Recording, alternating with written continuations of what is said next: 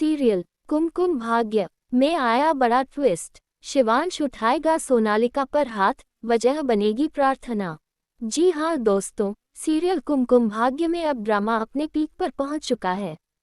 कहानी में अब एक ऐसा मोड़ आने वाला है जहां शिवा सोनालिका पर हाथ उठाने वाला होता है और इसकी वजह होगी प्रार्थना। असल में शिवांश को ये पता चल जाता है कि सोनालिका प्रार्थना और उसकी फैमिली को टॉर्चर करने की साजिश रच रही है। ये जानकर शिवांश का गुस्सा फूट पड़ता है और दोनों के बीच जोरदार बहस हो जाती है। बात इतनी बढ़ जाती है कि शिवांश सोनालिका को थप्पड़ मारने ही वाला होता है, लेकिन तभी प्रार्थना बीच में आकर उसे रोक लेती है और कहती है कि ऐसा करना ठीक नहीं होगा। अब जानते हैं पूरी कहानी विस्तार से।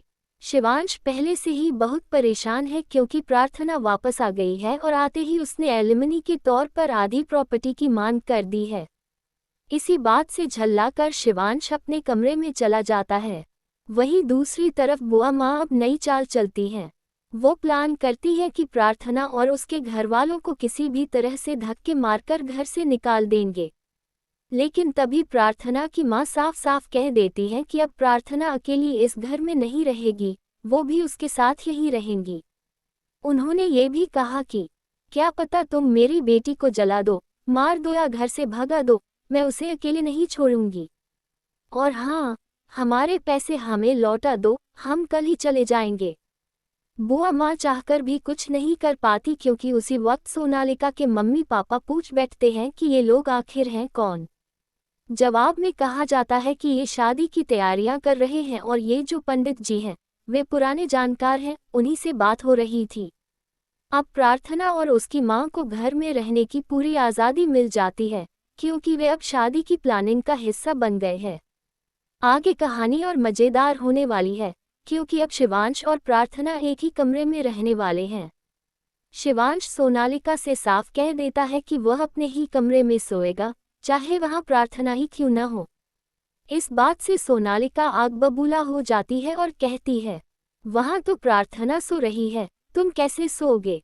जवाब में शिवांश कहता है, मेरा कमरा है, मैं वहीं सोऊंगा। इसके बाद कमरे में शिवांश और प्रार्थना के बीच एक क्यूट रोमांटिक मोमेंट देखने को मिलेगा जहां शिवांश कहता है, मेरे इतने करीब मत आओ वरना मैं तुम्हें गले से लगा लूंगा। ये सारी बातें सोनालिका सुन लेती है और उसका गुस्सा 7वें आसमान पर पहुंच जाता है।